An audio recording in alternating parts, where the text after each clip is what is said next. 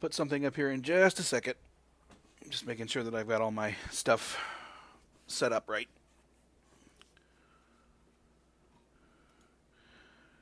This was a little bit trickier than last night's stream because there's multiple windows to manage. But we'll see what happens.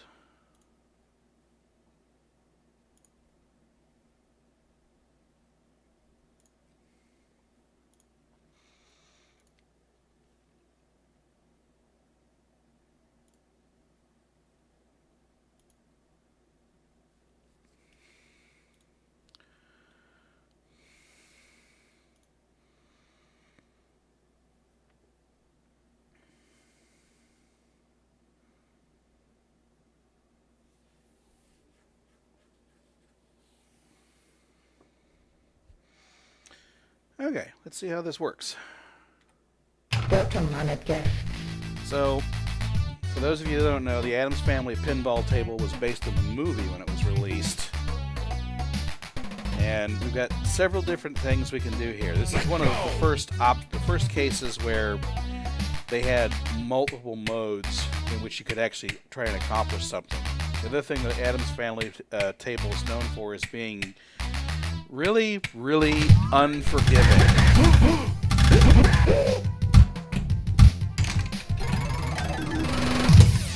It's real easy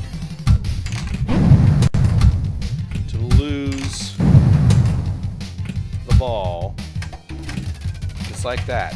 This table was notoriously difficult.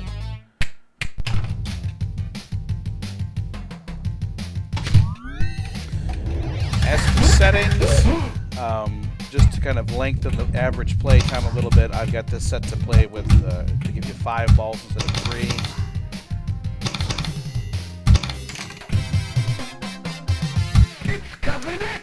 And so in this mode, hit cousin it. Any target you hit adds 200k to the bonus value.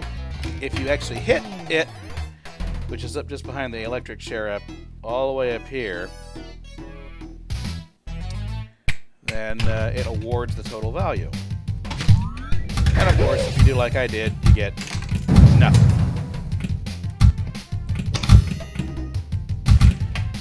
And just like that, it, again, very unforgiving table.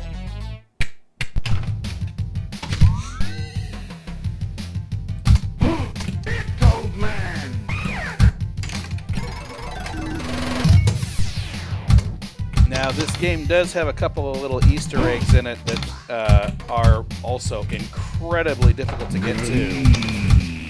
But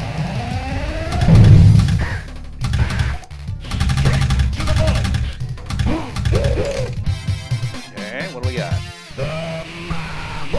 Every target scores 250,000 and adds to the total bonus value at the end of the mode. So obviously the best place to get the ball is the jet bumpers.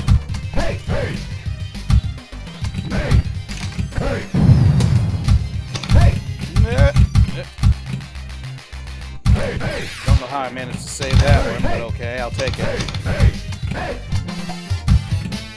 Okay. That's not a bad value from a Mushka. Go, man. 6 million. Take it easy, 6 million.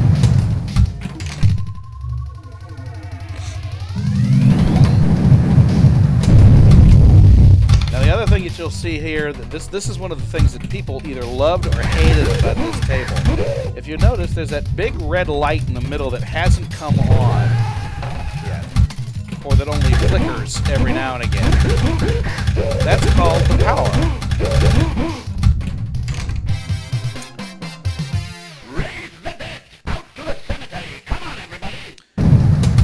Whenever the power is on,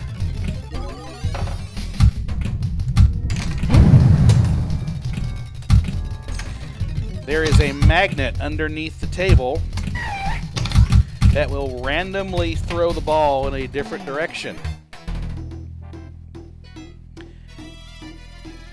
Again, this is one of the reasons why this table is so unforgiving, is because more often than not, that magnet will send it going straight down the center drain with no way to hit it.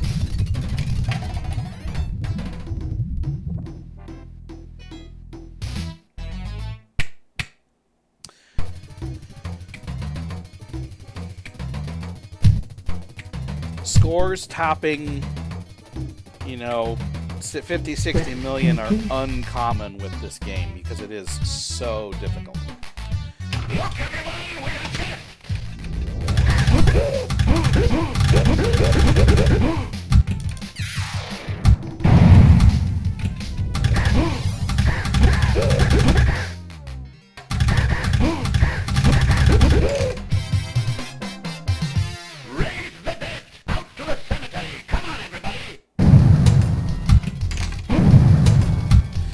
This is another unique thing because actually the nice part about this was that Raul Julia and Angelica Houston actually lended their voices to the creation of the table.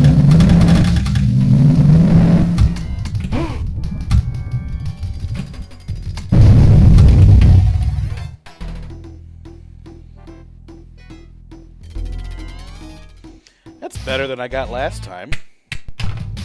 Now, here's the other thing. If you manage somehow to get more than 50 million as a bonus, you get a little special clip at the end. And I'm not going to get it that way. I am not going to get it that way. Why, thank you, Bing. And yes, that was the game that did it by itself. The game, the finger snaps at the end, the game itself will, on occasion, flip the flippers in time with it.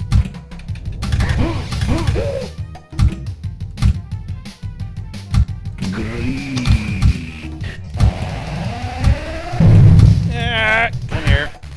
Straight to the vault. Go, man.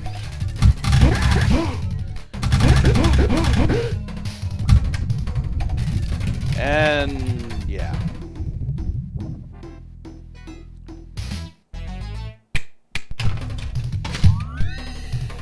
Have a nice swim. That's what happens when you try and make the skill shot and fail.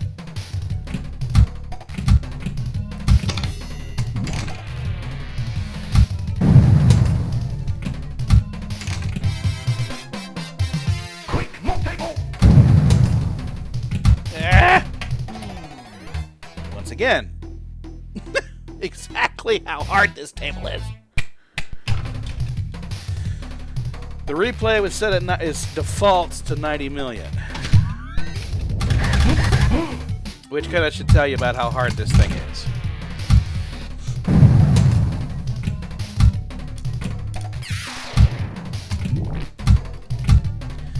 It is entirely possible to go through 3 balls and not crack 10 million points. Let's go, Bing.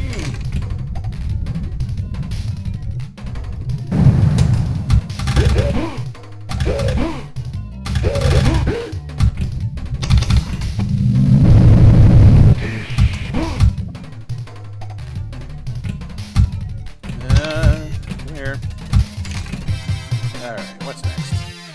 Tunnel hunt. Okay. Hit the electric chair, hit the graveyard, and hit the vault. Perhaps it's in here. That's one.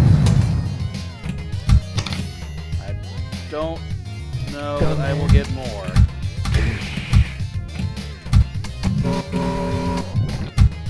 Old man. Nope. Just the one. But that's okay.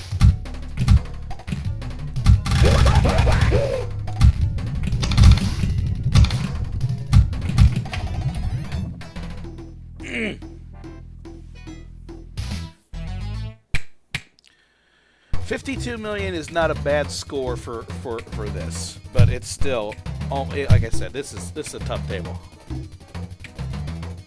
Rest in peace. Welcome, my nephew. One more and then we'll change. We'll see what Go, we get. man. 3 million.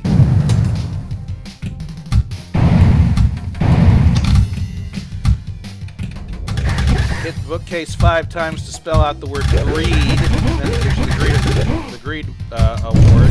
Quicksand, fumes, toxic waste, it's all ours.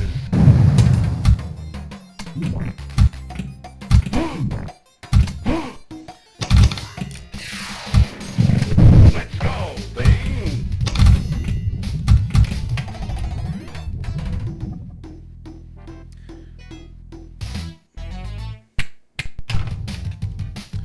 Thing flips is supposed to be automatic.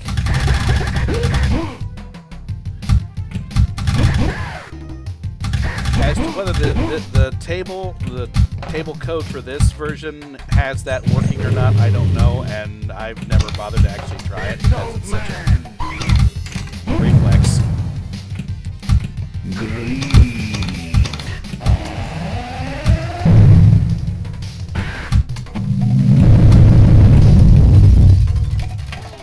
And that one's out.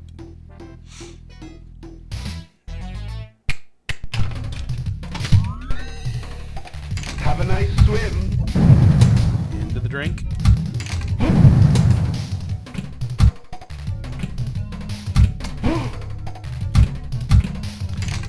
Okay. That's 1 lock. Big old man. There's 2 locks. That's the spirit thing. Lend a hand. And now you'll notice there's that red light. Now you've done it.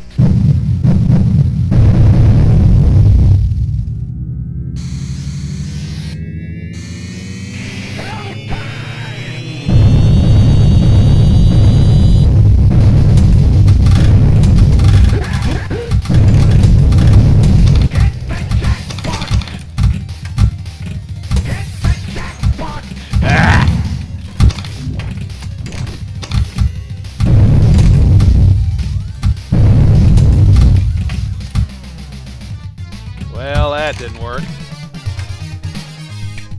But That's the spirit thing. Lend a hand.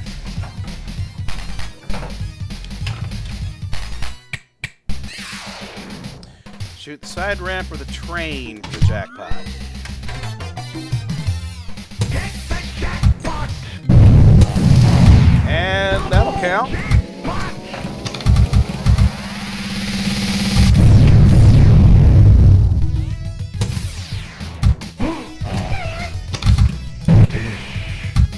Go, man.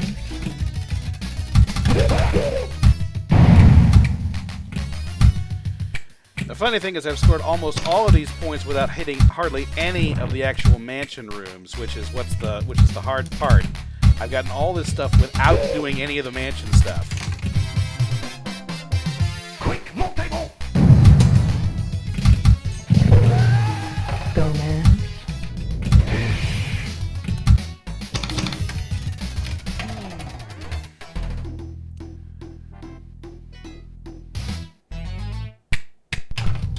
Okay.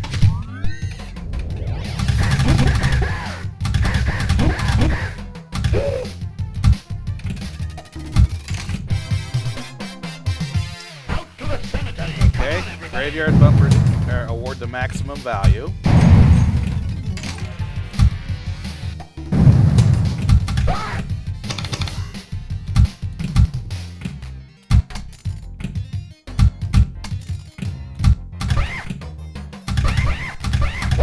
So 30K apiece.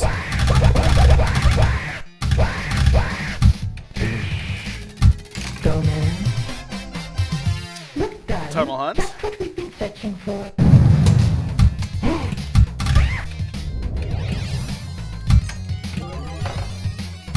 Big old man!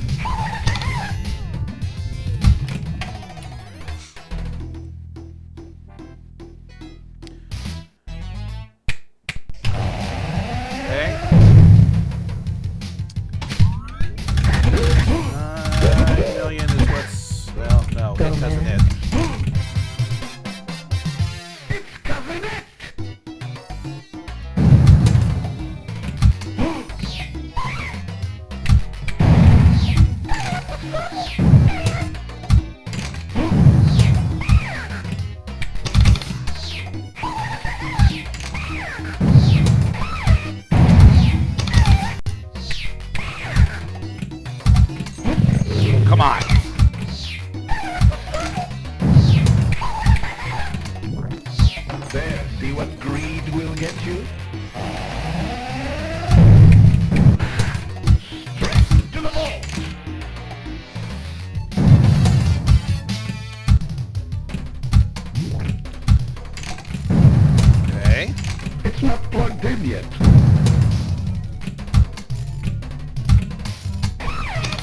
And that was because of it.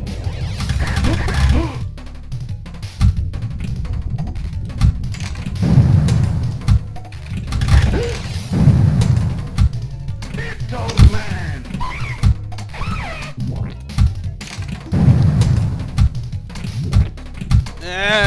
Too fast, too fast, too fast, too fast. Slow down. There we go.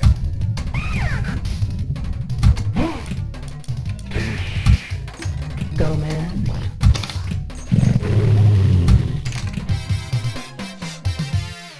Okay, 9 million more. And the quick ball drain. Yep, that'll push me over the replay mark. It's old man.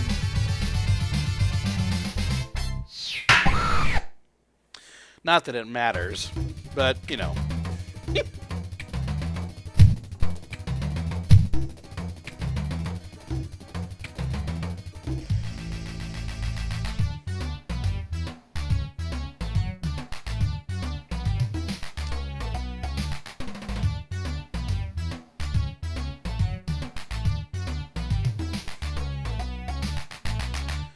All right.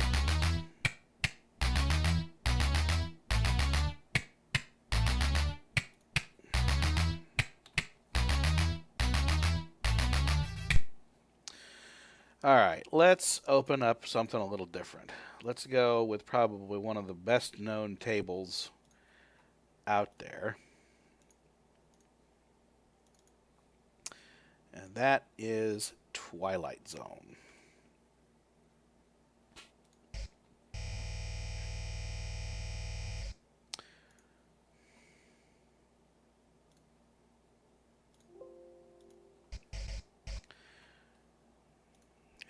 Let's make sure that this again all sets up correctly.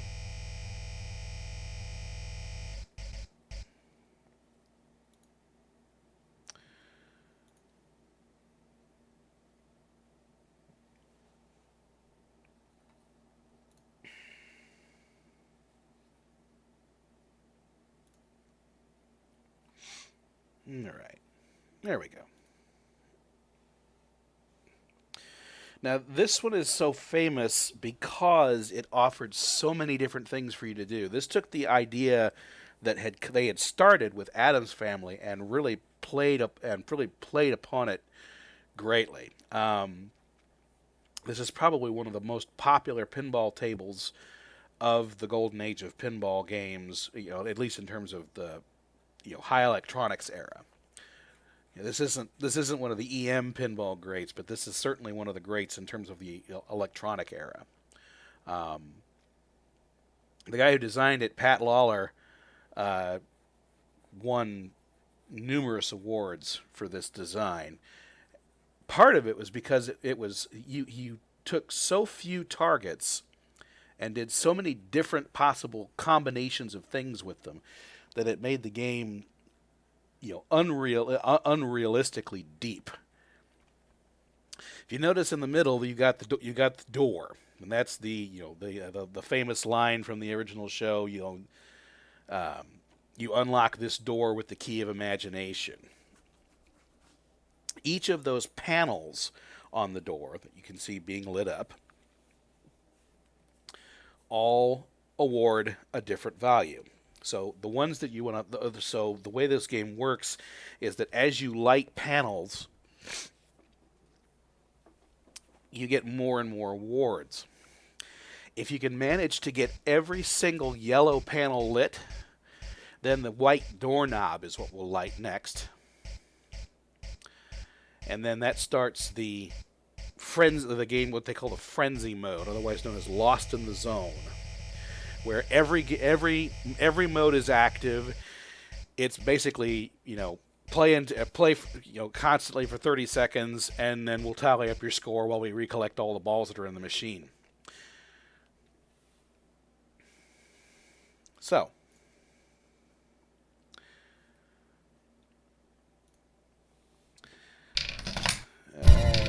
okay, I've already got credits in the machine. Unlock this door with the key of imagination.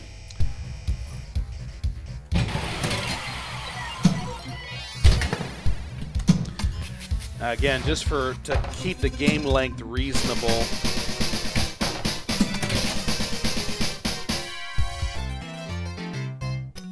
I have it set to 5 balls, and I have the ball saver turned on so that it will.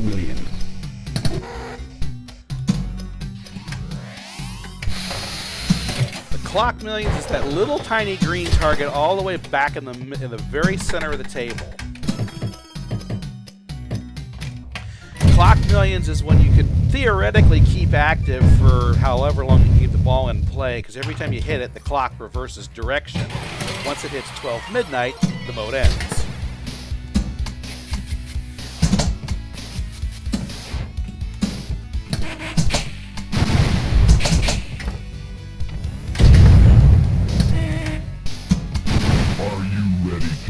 However, there is one target in this game which is almost impossible to hit without help.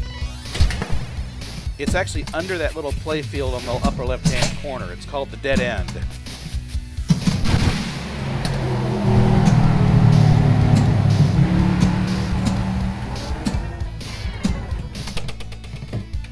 Jeez.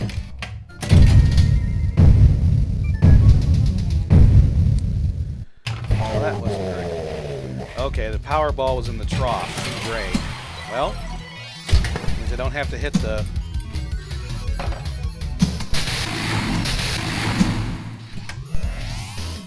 That means I don't have to hit the gumball to get it out, but it just means that it's in the regular rotation. Not yours. Yeah, I know. One of the other advantages, the other advantages to the Powerball was that everything on the table, I believe the scores are doubled while the Powerball is in play. Anything you hit is worth twice as much. The downside being that This shot requires skill. the ball is much lighter and it goes flying.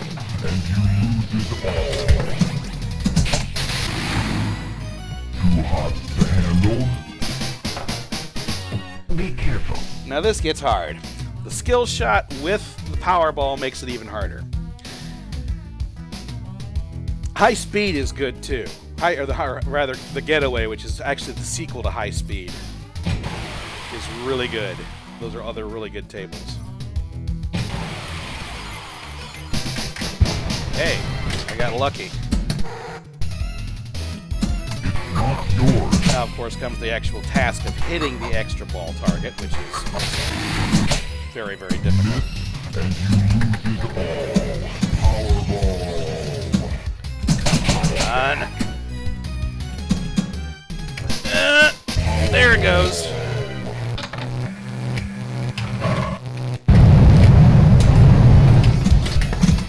Now you get Powerball multi-ball. And if you can manage to get it to the upper right-hand loop, yay, extra ball. If you manage to get the upper right loop and get it into the power field up there and then defeat the power, like that, and see if, there, gives you the jackpot.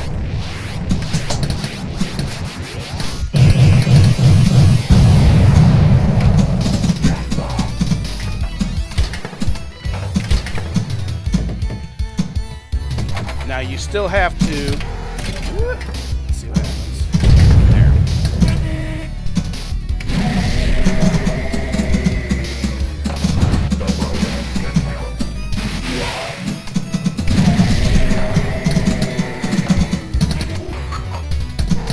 Come on. Ah. Well, that was kind of a wild little move there.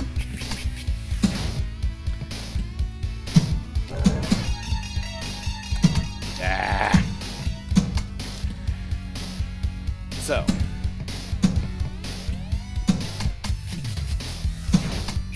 come on.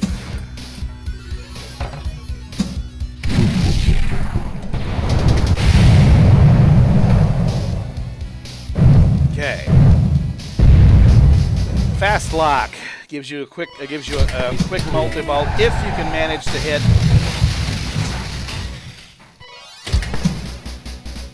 if you can manage to hit the lock before the timer expires, which is harder than it looks.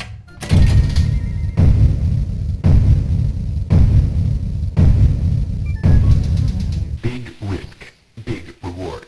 In the Twilight Zone. And to get that little quote, you have to top 100 million on the bonus. So I basically almost doubled my score with just the bonus on that.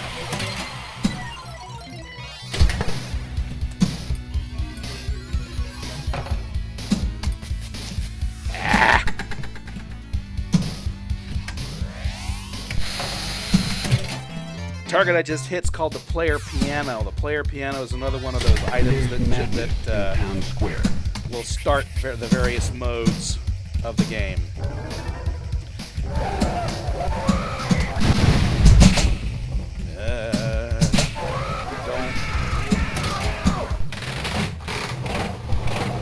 The greed targets are all the little yellow flashing 5 million lights all scattered around the board.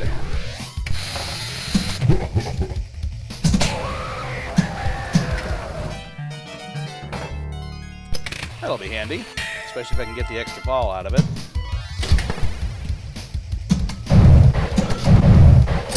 Here's your extra ball. There's another one.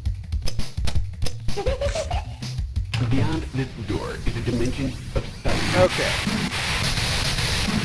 The easiest multi-ball to get is the gumball or the triple lock multi-ball, which I just hit the first lock. Lock 3 balls, and then you get a basic multi-ball, which gives you 3 balls, hit the player piano, no jackpot. Yeah.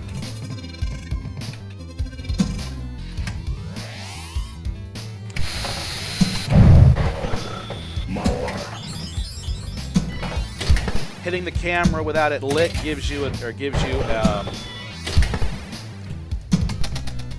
boosted jet bumper value.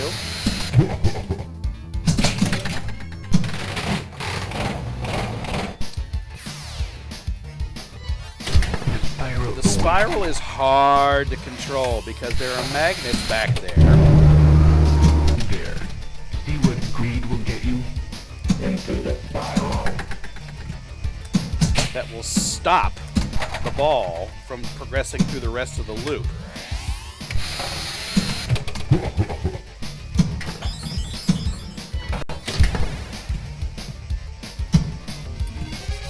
Okay. There's the relight of lock.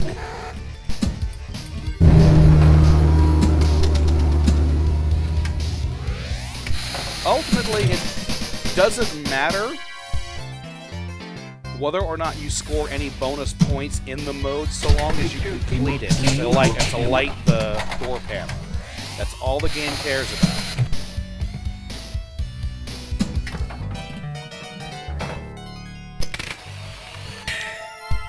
Hold town square means that the town square bonus is held over to the next ball. Normally it resets to 7.5 million when you lose your ball. Yuck. Thankfully, I got another ball.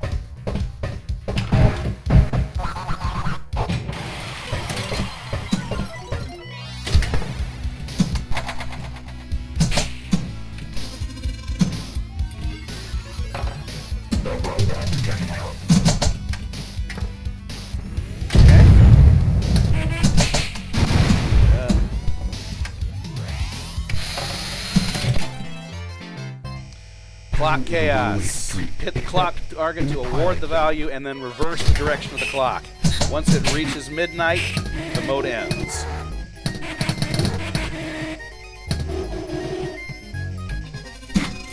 Picture the future.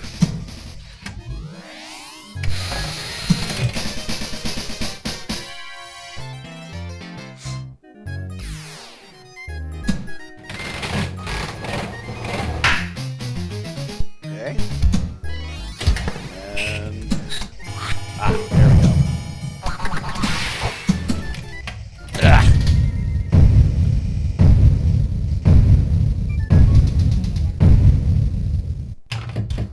All right, ball 4. See if I can get 3 more door panels. No, not that way. I'm not. Never underestimate the power. Okay.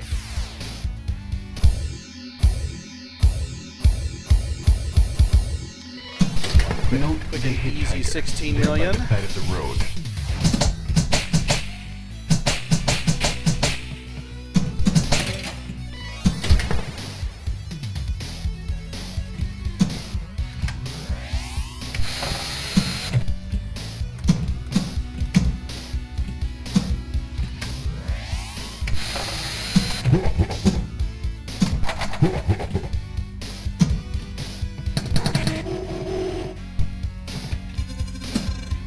Come on.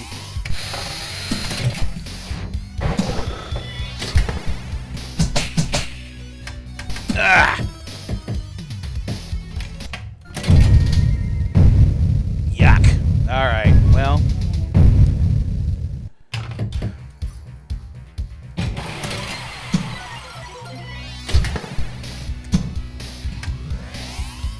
Thankfully, losing the ball actually will relight the slot machine and the player piano, which gives me a shot at getting the door handle.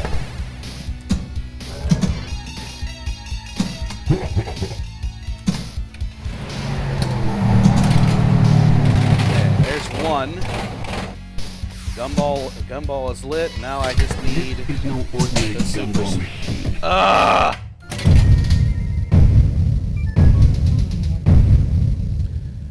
Let's see if I can get the extra ball. Buy an extra ball for a credit.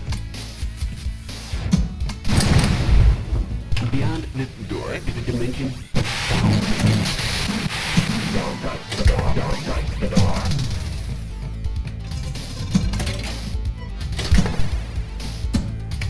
Don't touch the door. Don't touch the door. This is the basic multi-ball that I told you about. Hit the player piano or the jackpot. Into the Twilight Zone.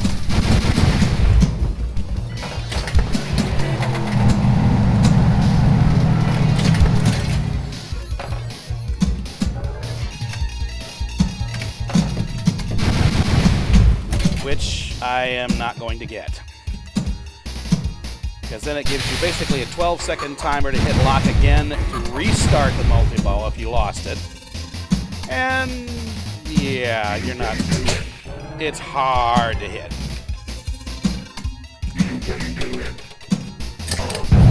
Like that. Okay. I guess I do get to do it.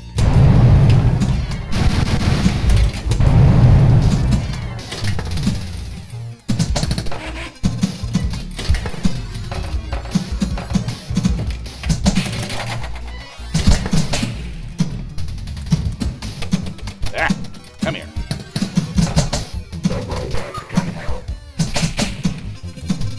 Picture the future.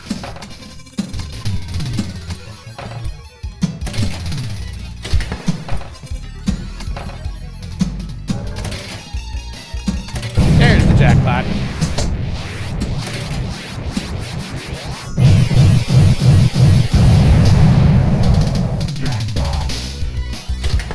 Now, in order to relight the jackpot, I have to hit the camera, which is that flashing white target up there about, roughly a third of the way up the board. Or 2/3 of the way up the board.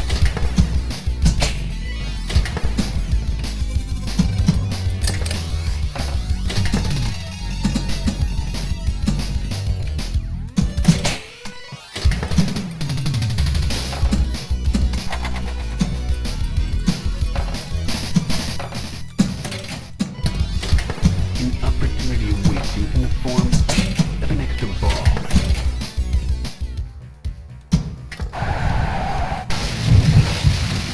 Get in 2. Okay, let's see what I can do. Okay, I got the...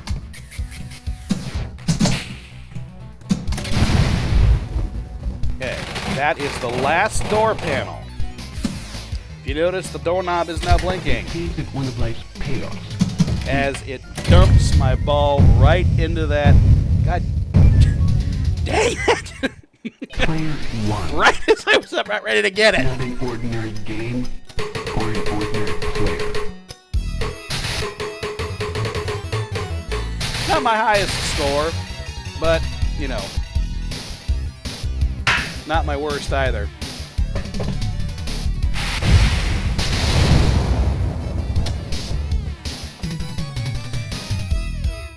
Would have been nice to be able to pull off Lost in the Zone, but you know what?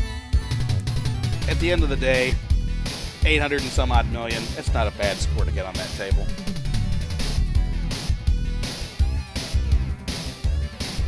Alright.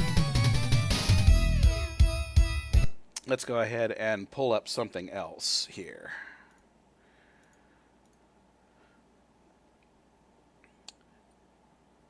This is probably one of my favorite tables to play early on because it's so much different from the others.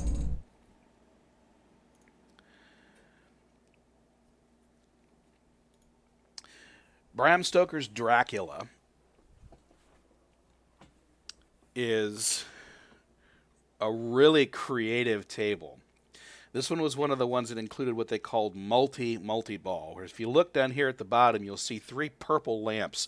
One's for the coffin, one's for the castle, one is for the mist. Each of those is a separate multi-ball that can be enabled independently of the others. So just having one enabled is, you know, is a standard multi-ball. Having 2 of them enabled doubles everything. Having all 3 enabled triples everything. So depending upon what you do, scores can be either really, really low, or they can get out of hand really, really fast. Welcome to my home. This one also had tons of little movie quotes that were added afterwards. The other thing about this one is the skill shot is really not much of a skill shot.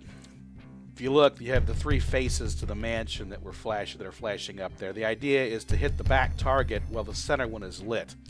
But the actual shot itself is simply pushing the button at the right time because it's an automated flipper.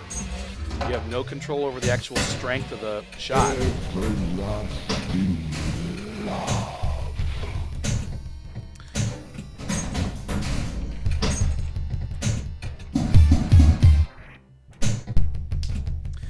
And yes, I do have a ball saver on, and I just like before. 5 balls, game over.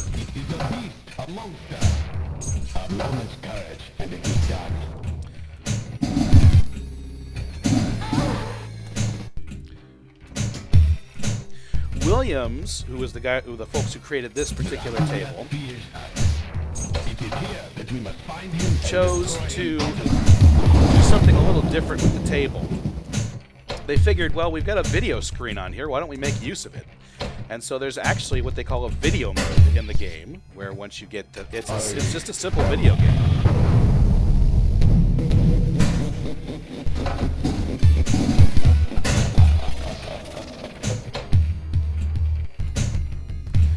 That's not gonna do. The bats and rats bonuses are can also get out of hand very quickly.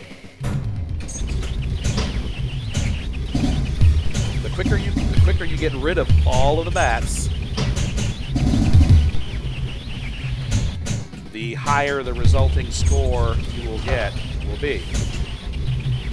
So that means that now I'm going to get a 26 million bonus at the end of every ball, at least. If I can do the mode again, it'll increase it even more.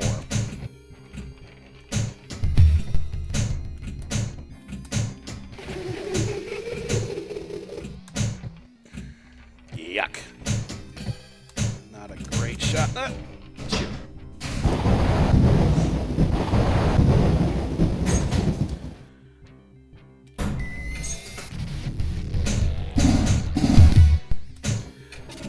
bonus multiplier goes up to 10x by incrementing those purple targets all the way at the very, very back. Now, this is one of the really cool things. See the ball that's moving up there? It's taken off by a magnet on a track.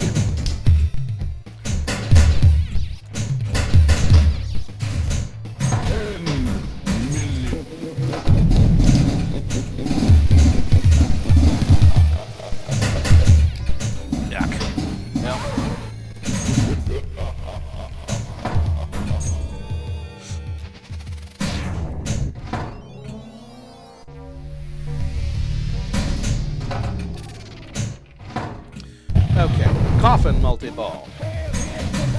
Hit the coffin a total of 7 times to spell Dracula, and you get the coffin jackpot. Of course, at the rate I'm losing the ball. You can destroy me with your idol.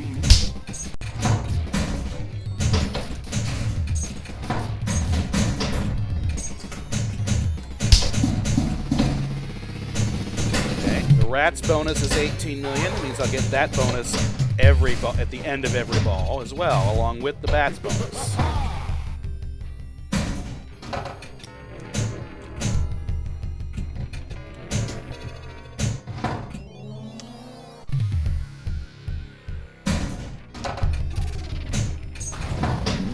Here's the video mode. So look at the upper left-hand corner.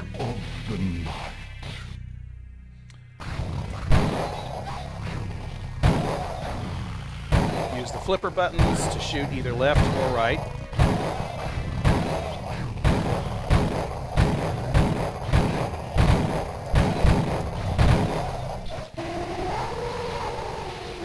First one's fairly easy. The second one is much harder.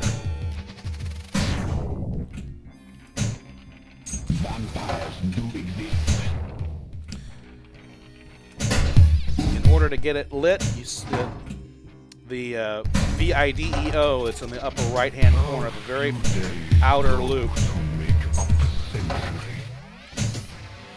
Get the extra ball. Okay. Ah!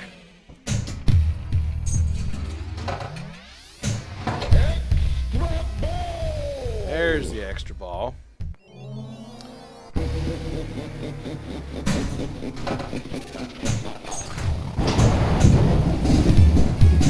The broken wolf cage means that video mode is active, which means the next time you hit that outer loop, you'll go to video mode again.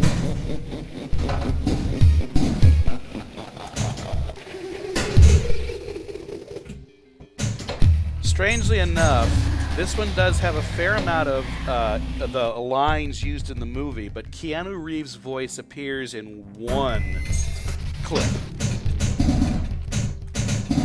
Just one. Alright. My multiplier is now 10x, which means that anytime I complete that advanced X bonus up at the top, I'll get an extra 5 million.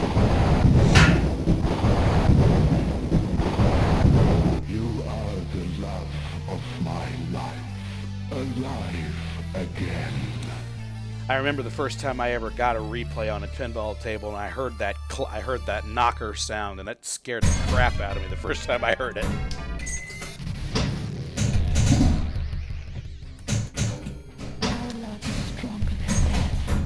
And that's why it has the ball saver, is because the game knows that it can. They designed the table. They realized that it was very, very easy for the game to just spit the ball out after it coming out of the kickers, and you'll have no way to hit it.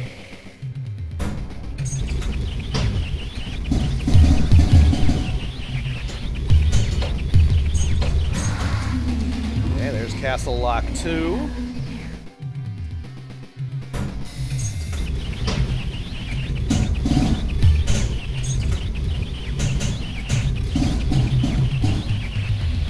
And that adds another 38 million to the bat's bonus I'll get at the end of the ball. There's that 5 million I mentioned. Coffin Lock 2.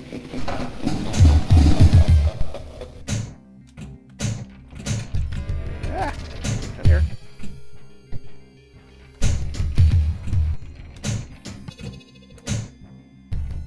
Okay, get this under control a little bit.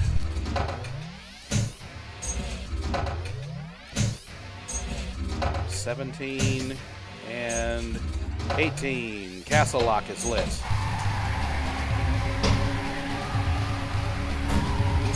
Now, Castle Multi-Ball is kind of a tough mode to get through. First thing you need to do is to get the castle, is to reload the castle. In other words, get the loop, like that. If you can, load it twice. There's the jackpot.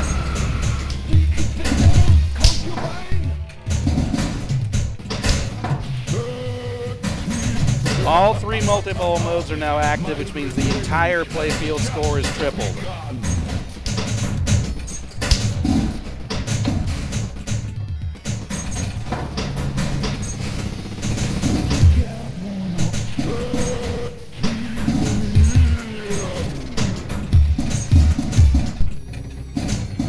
Yeah.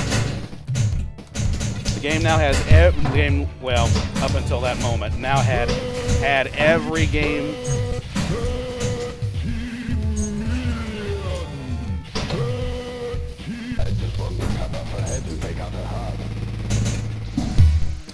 Okay. All right. So now, in order to get that, I have to hit the jackpot, which is that little flashing blue light there. And it's also one of the toughest targets in the game to hit, as you would figure. It looks like it's a straight shot, but it's a really tough shot to make with any kind of regularity.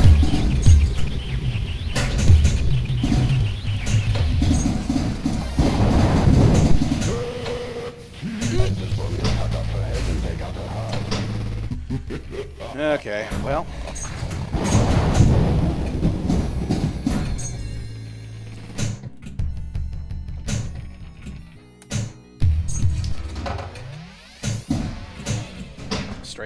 Straight down the hole.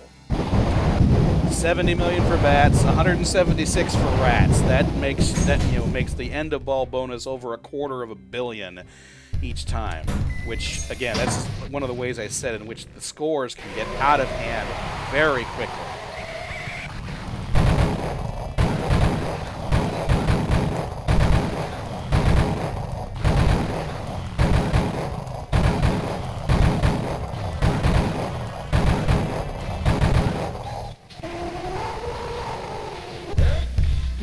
Completing wave 2 gives you an extra ball.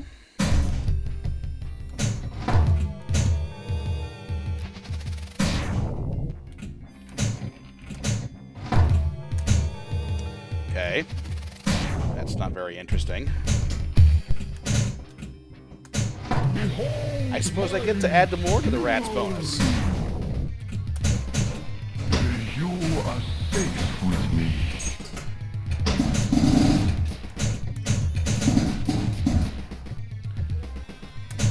Come on.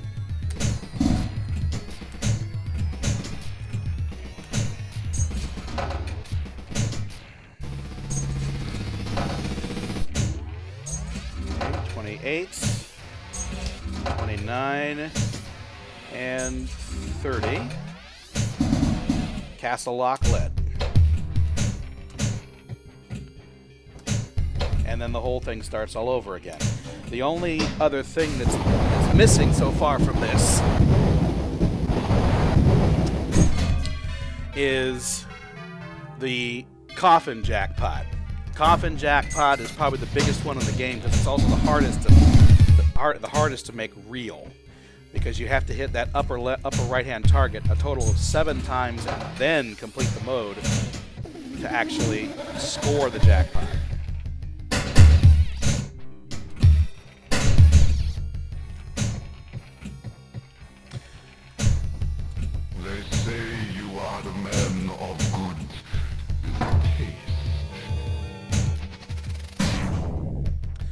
There's also, supposedly, if you can get it, you'll see Dracula's face come up on the display every now and again. There's apparently a little Easter egg where he will actually cross his eyes. If you can hit start when that happens, something else happens. And there's that direct kick out into the, drain like I mentioned from before.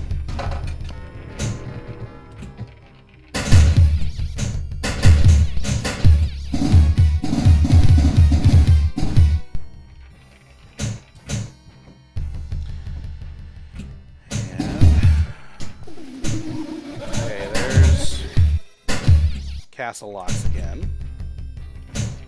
It is a beast, a monster.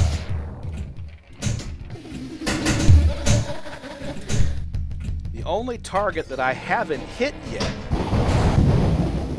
throughout all of this is the one that's just to the lower left of that far right or far left hand ramp.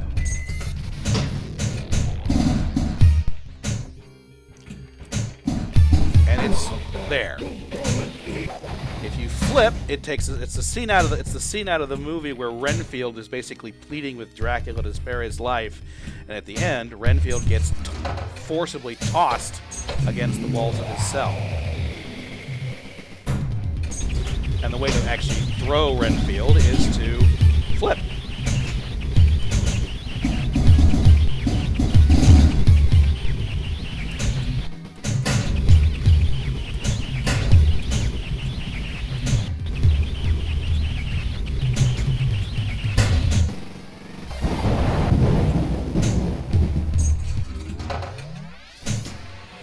Missed lit at 35.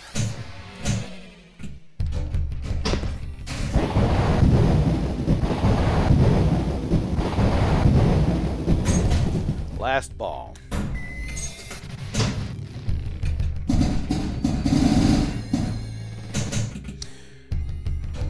Everlasting love.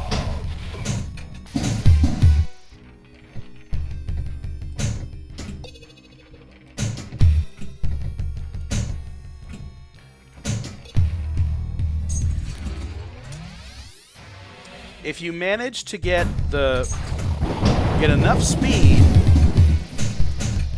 for the ball to make it up the left-hand ramp, but not all the way around the curve, you'll get the secret passage, which is worth more, and it still counts as a loop.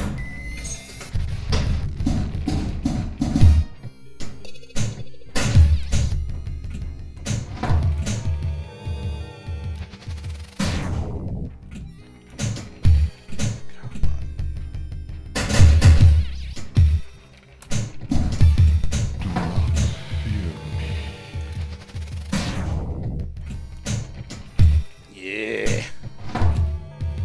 Okay.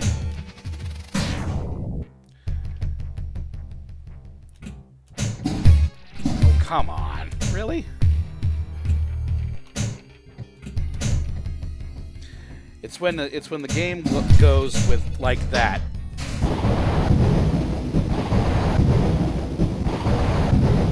You are a worthy opponent. 2.8 billion? Don't mind that much.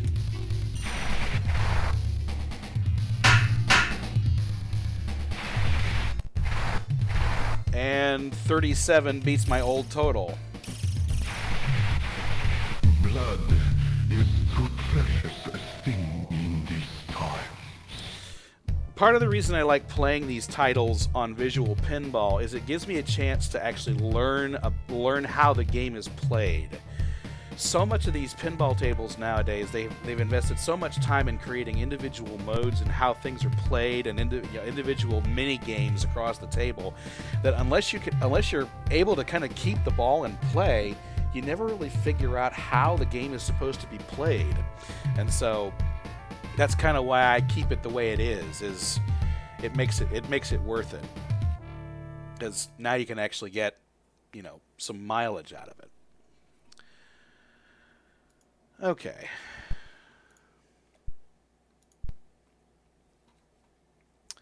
So with that in mind,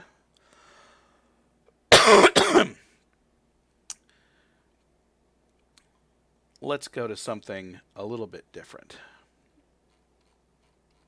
Rather than hopping around in, let's see. So just to kind of throw it out there, pick a game designer, in terms of company, like Nintendo, Sega, Capcom, etc. So something I can pull out of my arcade library.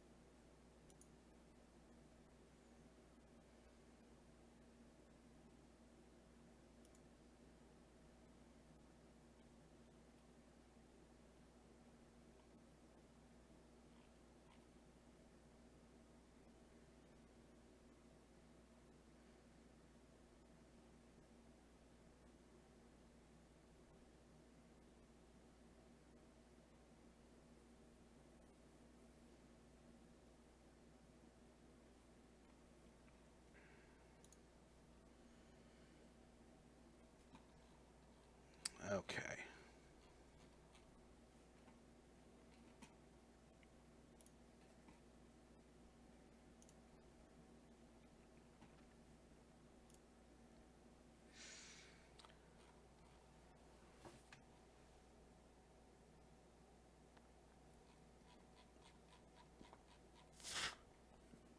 Let's go with something that's got.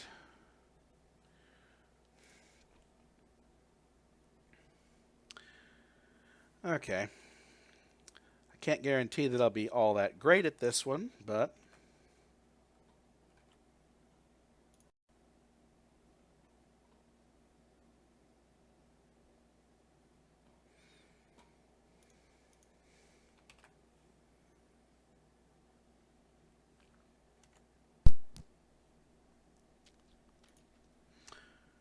let's see.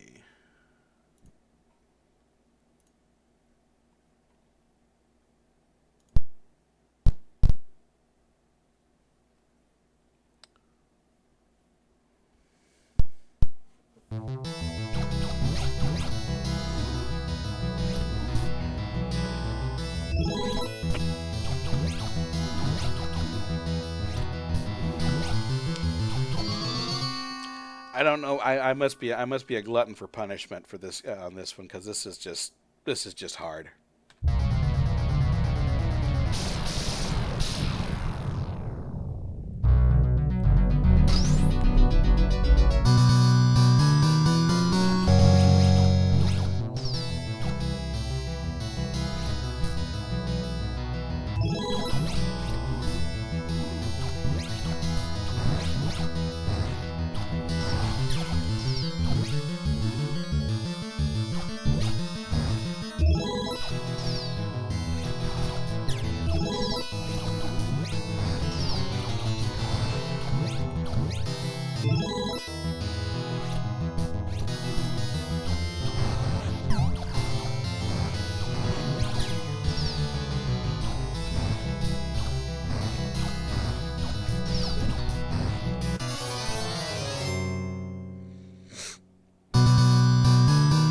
I'm gonna double check one thing here. There we go.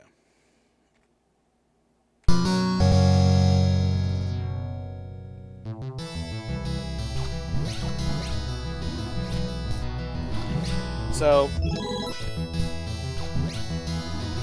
Ghosts and Goblins has a reputation of being probably one of the most ridiculously hard games out there. And its reputation is well deserved. I mean, a lot of times most people who play this don't even make it to the first level.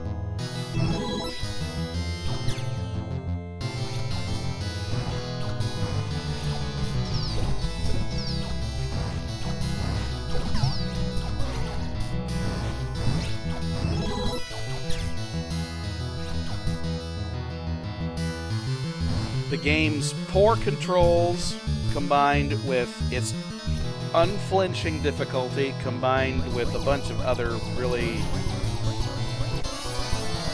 yeah. Games like that. Hey, at least I made it to the checkpoint, though.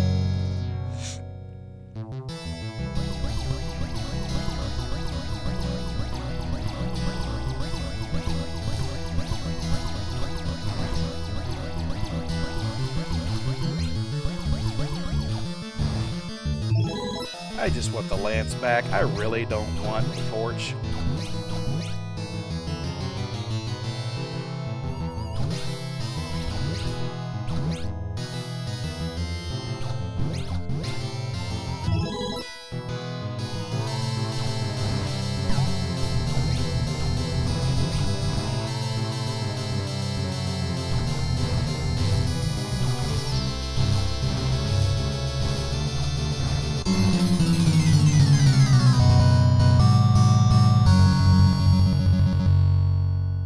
Yep. Oh boy, Ghosts and Goblins.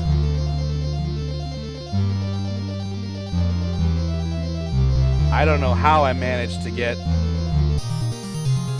okay, I guess I did, just barely.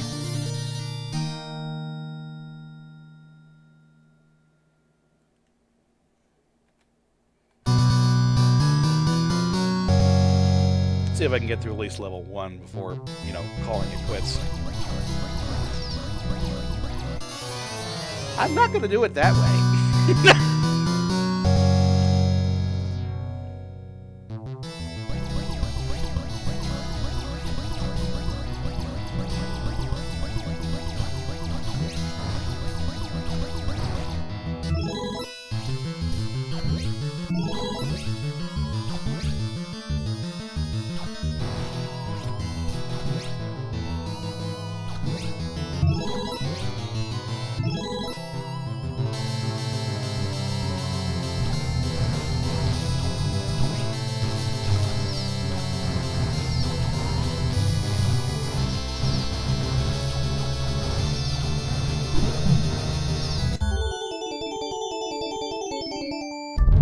I managed to survive. Oh my god, I managed to make it to level 2.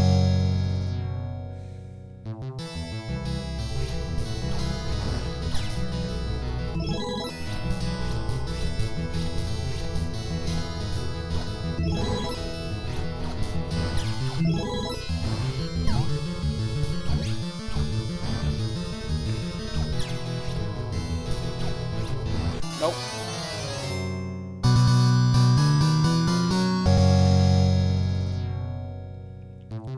I love how on the instruction card for this, it originally in the English version you were called Sir Michael, and in the original arcade version you were supposed to be known as Arthur.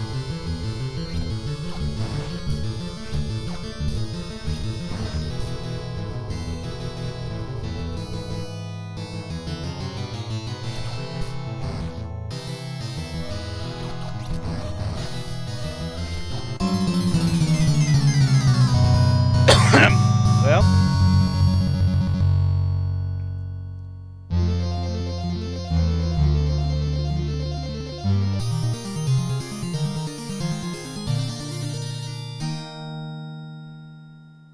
that's a thing. Okay, so let's switch modes here.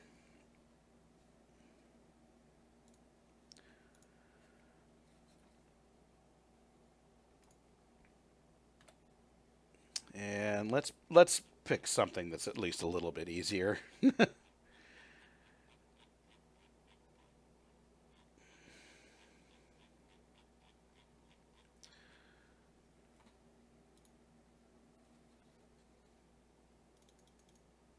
Mm-hmm.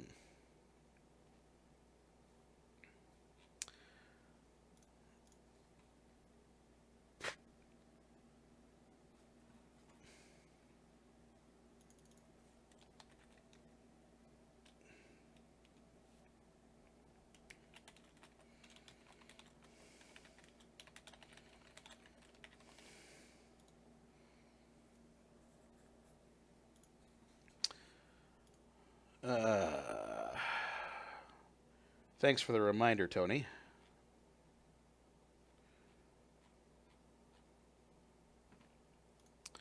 Ah, okay. This'll work.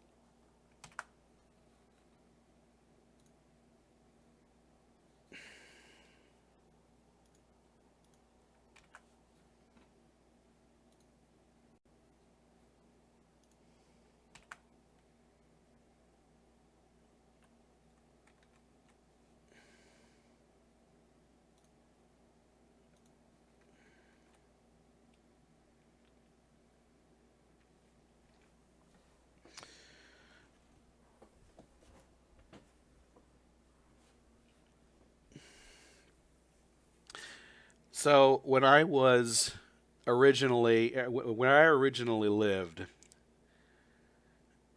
we had an arcade in the mall south of where we lived. This is one of the games that I remember playing a lot of.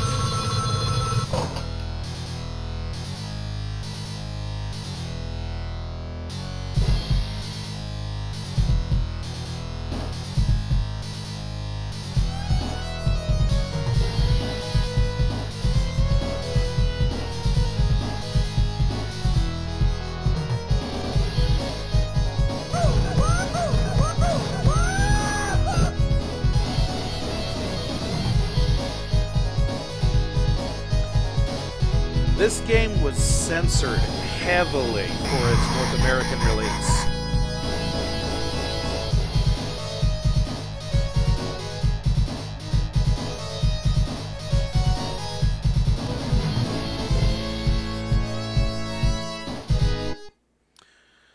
The other thing was the game itself actually had, like I said, there were the localization changes.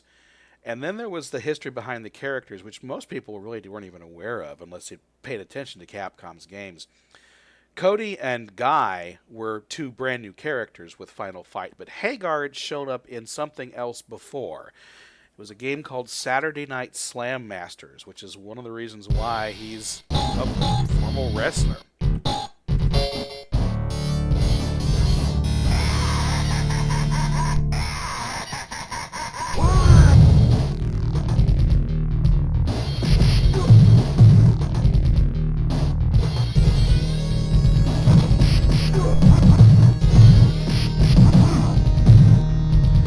One of the easier ways to kind of manage things in the game was to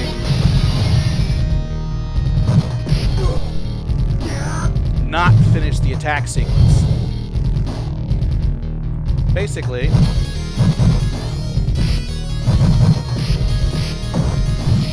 if you missed,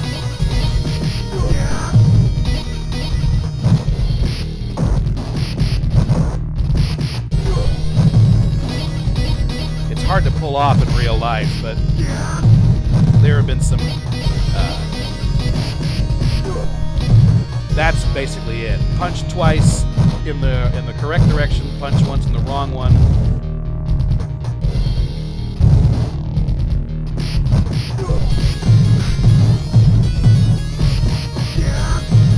Or just alternate. And basically, it keeps them stunned.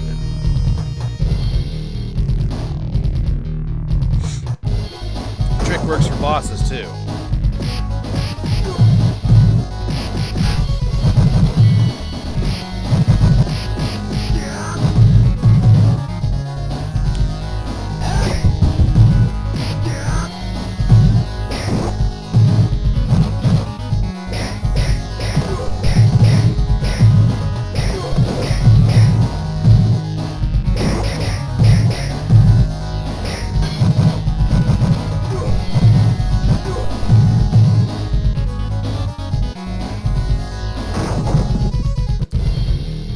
notice another change that happens up here at the end of the first level. In the SNES version, the boss at the end of the first level was called Thrasher.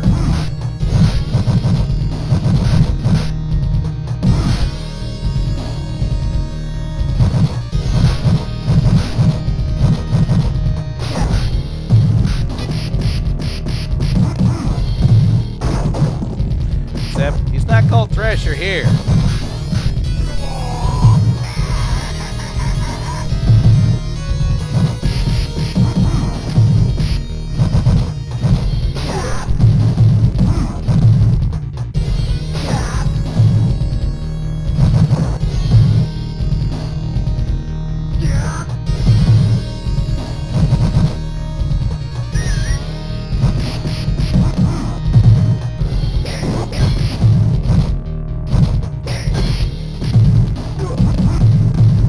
It was entirely possible to block thrown weapons by punching them out of the air, but it was a crapshoot at best.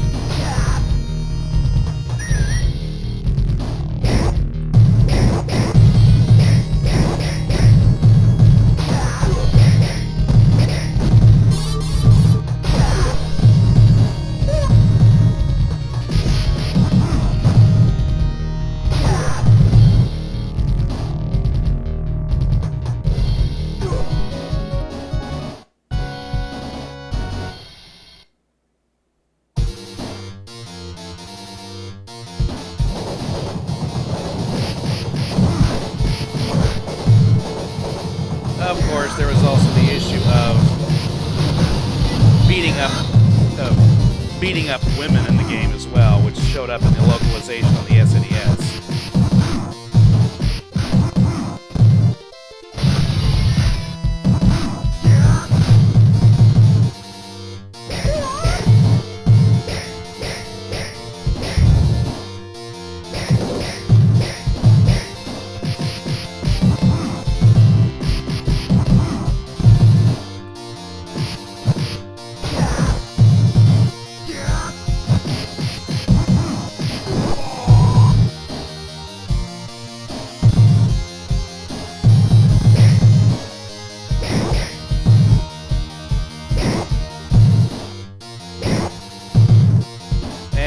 Cody with a knife and one enemy is pretty much cake.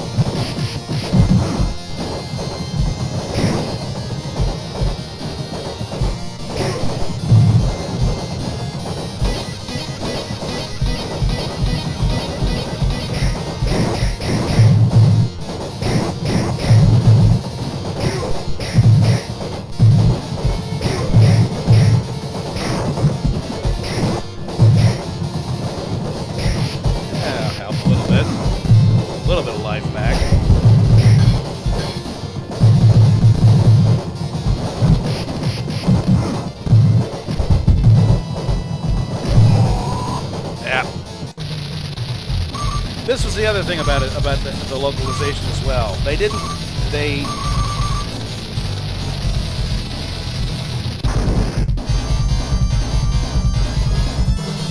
The tie you up and blow you up with dynamite segment was not exactly the most common thing either. But, you know, hey, it worked for them.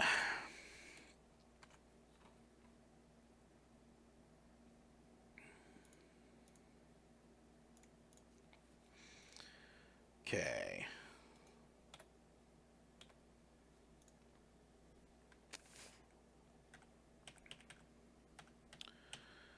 And let's see.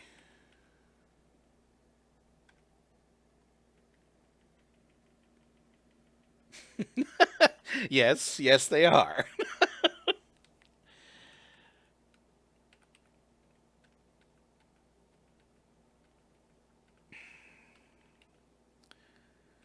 They are very much.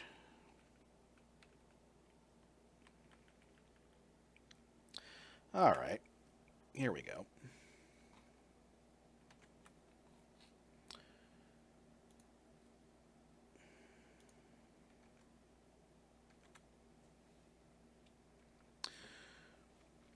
Probably one of the simplest games out there, and one of the most memorable.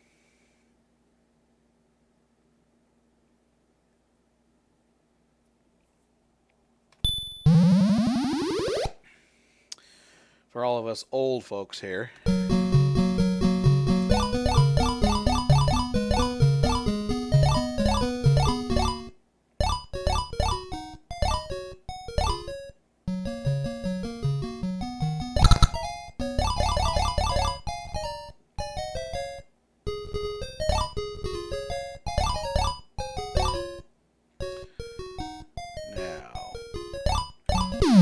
Nope.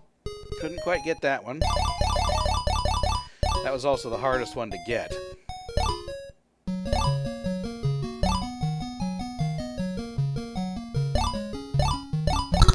There we go.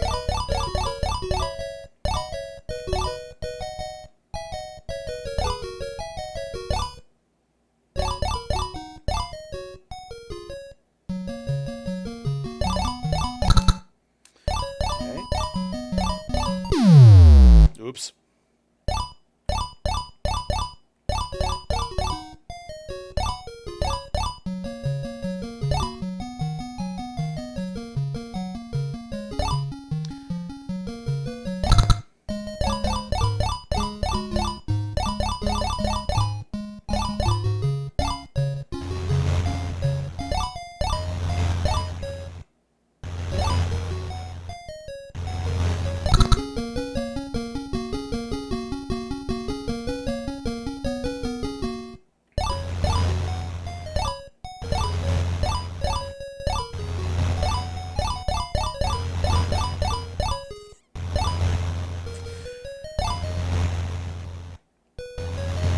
There wasn't a whole lot to Frogger, but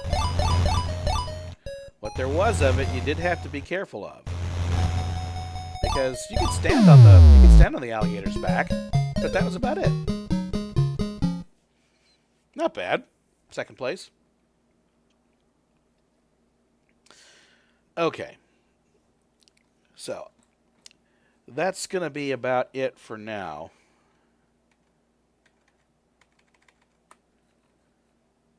Because there needs to be food in my future. I haven't done that yet. So I'm going to call a break for the moment and maybe come back with something else in a little bit.